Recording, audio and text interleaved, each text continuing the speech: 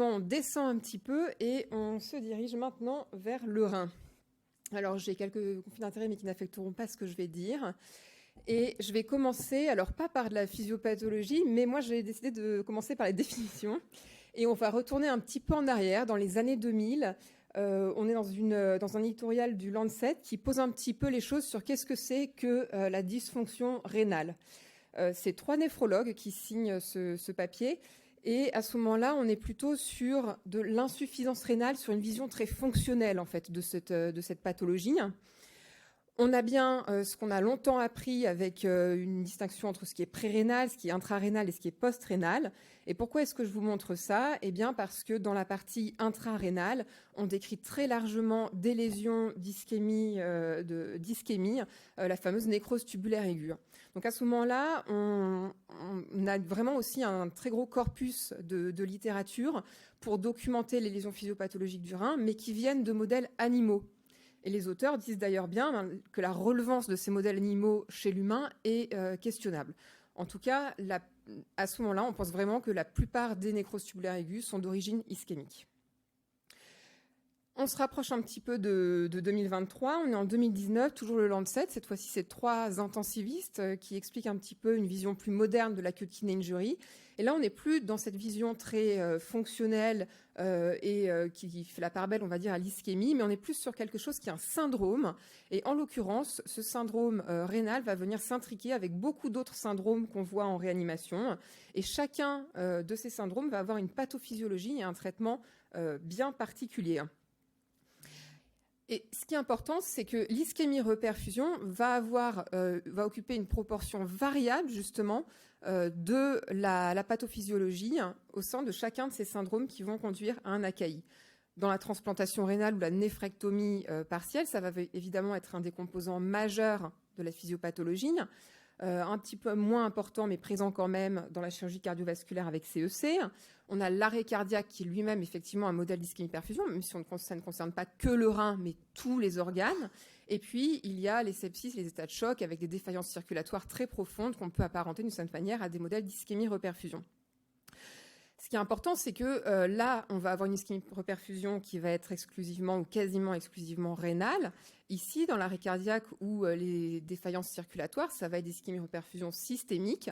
Et sur le rein, on sait que ce qui va se passer dans les autres organes va avoir des répercussions extrêmement importantes. C'est ce qu'on appelle les crosstalk. Et donc, on ne peut pas sortir le rein dans ces modèles-là de l'ensemble des organes. Par exemple, si on prend le Cardiac Surgery Associated Acute Kidney Injury, on voit qu'il y a différents mécanismes physiopathologiques qui vont contribuer au développement de l'AKI. Il y a de l'hémolyse, de l'inflammation, des facteurs neurohormonaux. Il y a aussi ce que nous, on va faire, les agents néphrotoxiques, par exemple. Et puis, une partie va être l'ischémie-reperfusion. La question un peu centrale, c'est de dire quelle est la proportion des mécanismes d'ischémie-reperfusion qui va conduire au développement de l'AKI.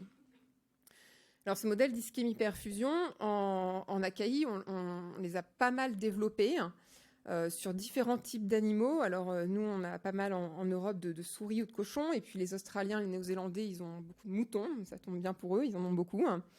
Et ces modèles ont des avantages et beaucoup de limites aussi. Dans leurs avantages, on peut tester différentes durées. On peut tester différentes conditions d'ischémie-reperfusion, faire varier la durée, le nombre des épisodes ischémiques. On observe aussi un développement assez rapide de l'acute kidney injury après les ischémies-reperfusions chez l'animal.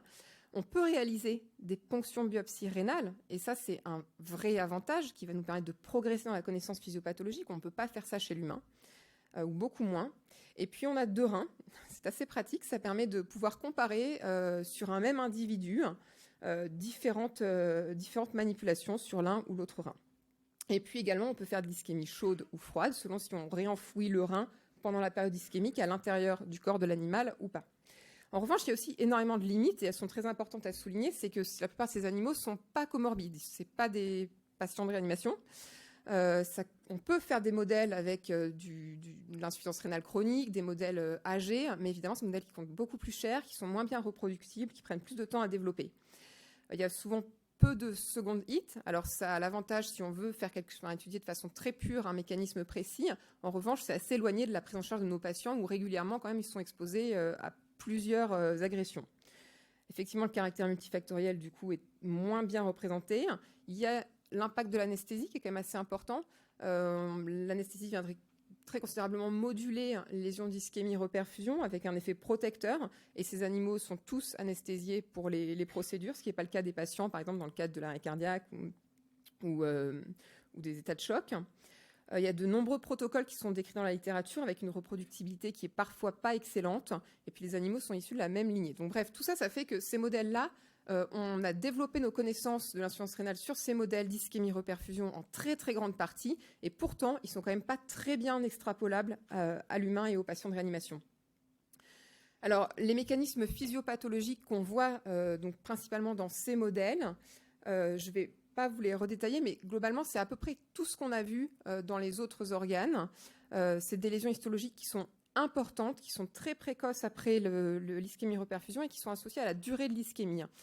Il y a une activation, un recrutement de cellules leucocytaires, une activation des neutrophiles, la production de ROS, beaucoup d'inflammation, de la péroxydation lipidique, de l'apoptose, et puis également dans le rein, on voit de l'activation du complément. Et selon les modèles utilisés, selon les durées d'ischémie et de reperfusion, on a une association un petit peu différente avec une importance et une participation différente de chacun de ces éléments. Alors, c'est important de savoir qu'est-ce qu'il y a exactement comme rationnel, quelles sont les lésions physiopathologiques induites par cette ischémie-reperfusion, puisque c'est qu'en les documentant correctement et en les connaissant bien qu'on va pouvoir proposer des traitements adaptés.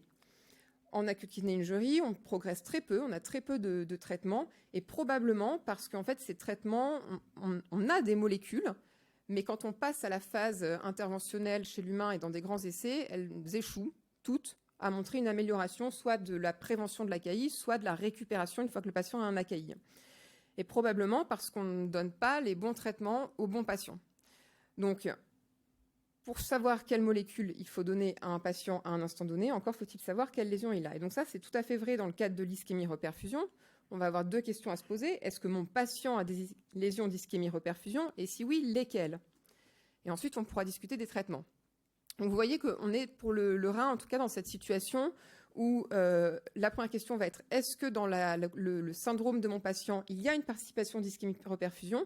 Et s'il y a une participation d'ischémie-reperfusion, quelles sont les lésions associées à cette ischémie-reperfusion?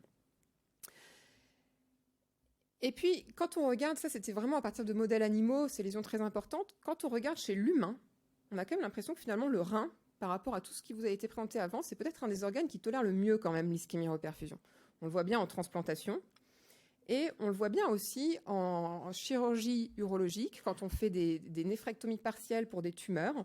On a pu observer que finalement, on avait une bonne récupération rénale après l'éclampage. Donc ça, c'est une étude observationnelle.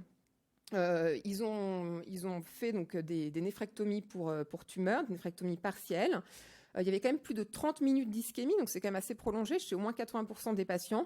Et ce qui est assez intéressant, c'est que là, ils ont documenté par biopsie. Biopsie avant, pendant et après le clampage.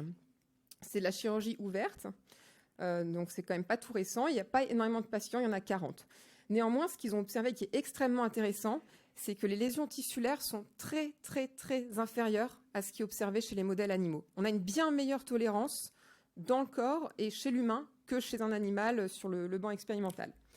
Il y a des variations interindividuelles sur les manifestations histologiques qui sont assez importantes.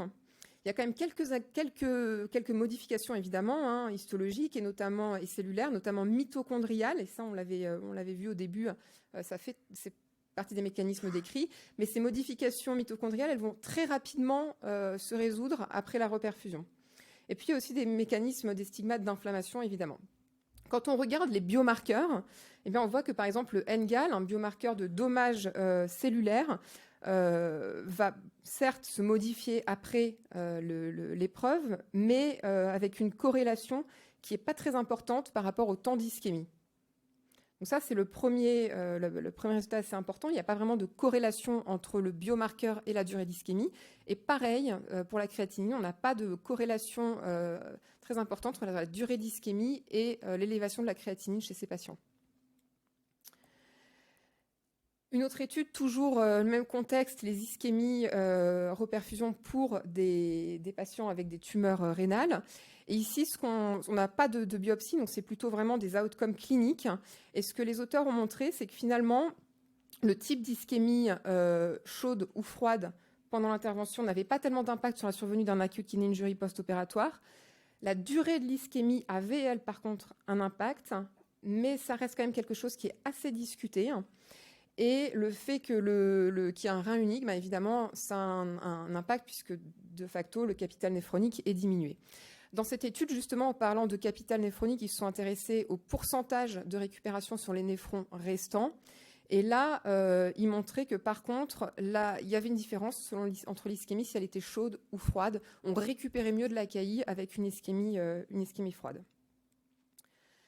Ça, c'était modèle, donc on est in vivo, le rein reste dans la circulation. Il y a peut-être un facteur confondant lié à la circulation via la capsule rénale, même si c'est quand même probablement pas une part majeure. En transplantation rénale, on a aussi beaucoup travaillé la question évidemment de l'ischémie-reperfusion. On a pas mal travaillé les solutés de conservation, les solutions de conservation. Et je voulais vous partager cette étude puisqu'elle est sortie cette année, donc un résultat très récent. On avait des études préliminaires interventionnelles qui montraient un bénéfice à utiliser des machines de perfusion de façon systématique pour conserver les reins avant la retransplantation.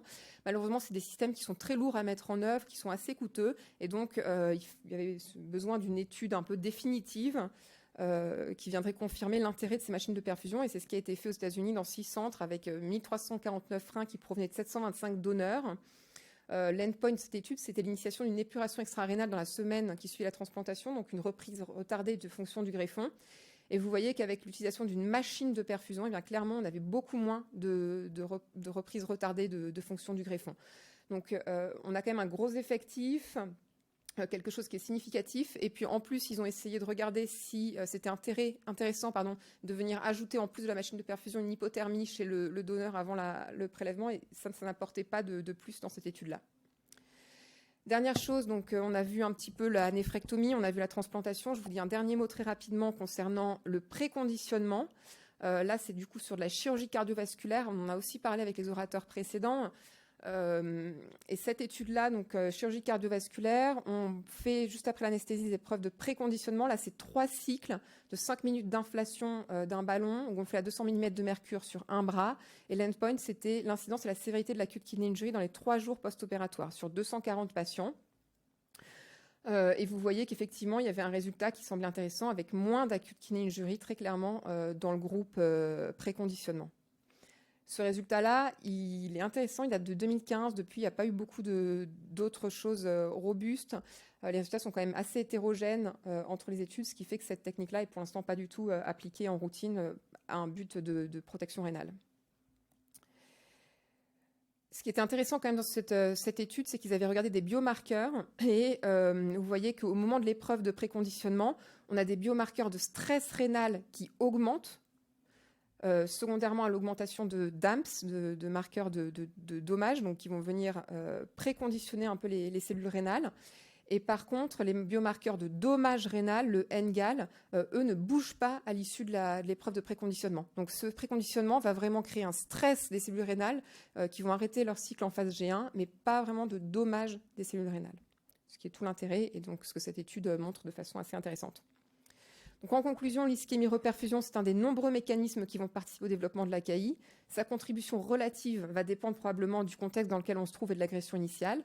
Les modèles animaux ont permis d'explorer le mécanisme physiopathologique, mais ils sont très difficilement transposables en clinique.